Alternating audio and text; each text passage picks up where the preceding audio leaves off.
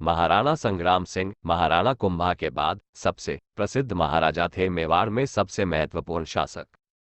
इन्होंने अपनी शक्ति के बल पर मेवाड़ साम्राज्य का विस्तार किया और उसके तहत राजपूताना के सभी राजाओं बैककोट को संगठित किया। राणा रायमल की मृत्यु के बाद 1509 में राणा सांगा मेवाड़ के महाराणा बन गए।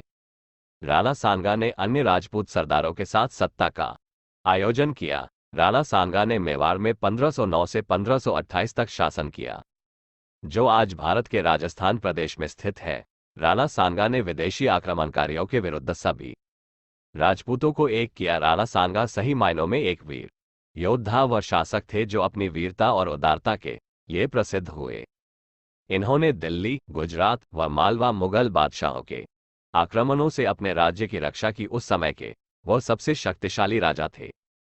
फरवरी 1527 ई में खानवा के युद्ध से पूर्व बयाना के युद्ध में राणा सांगा ने मुगल सम्राट बाबर की सेना को परास्त कर बयाना का किला जीता। खानवा की लड़ाई में हसन खां मेवाती राणाजी के सेनापति थे। युद्ध में राणा सांगा के कहने पर राजपूत राजाओं ने पाती पैरवन परंपरा का निर्वहन किया। बयाना के युद्ध के पश्चात 16 मार्च 1527 में खानवा के मैदान में राणा सांगा घायल हो गए।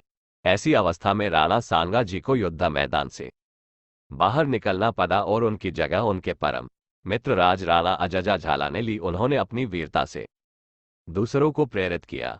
इनके शासनकाल में मेवाड़ अपनी समृद्धि की सर्वोच्च ऊंचाई पर था। एक धर्म पर नए राजा की तरह इन्होंने अपने राज्य की रक्षा तथा उन्नति की। राणा सांगा इतने वीर थे कि एक भुजा, एक आंख, एक टांग खोने व अनगिनत जख्मों के बावजूद उन्होंने अपना महान पराक्रम नहीं खोया। सुल्तान मोहम्मद शाह मांडू के युद्ध में हराने व बंदी बनाने के बाद उन्हें उनका राज्य पुनः उदारता के साथ सौंप दिया। यह उनकी बहादुरी को दर्शाता है। खानवा की लड़ाई में राणाजी को लगभग 70 घाव लगे थे, अतः राणा सांगा को सैनिकों का भग्नावशेष भी कहा जाता है।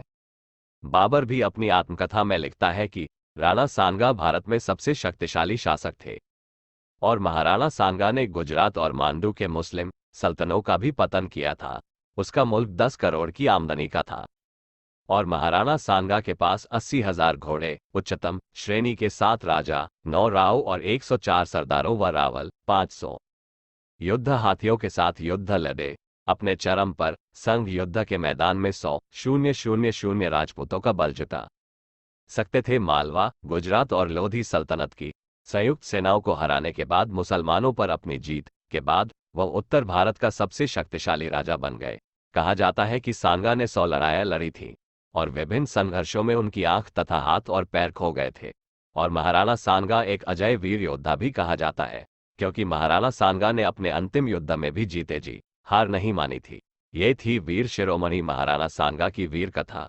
साथियों, चैनल को सब्सक्राइब जरूर करना।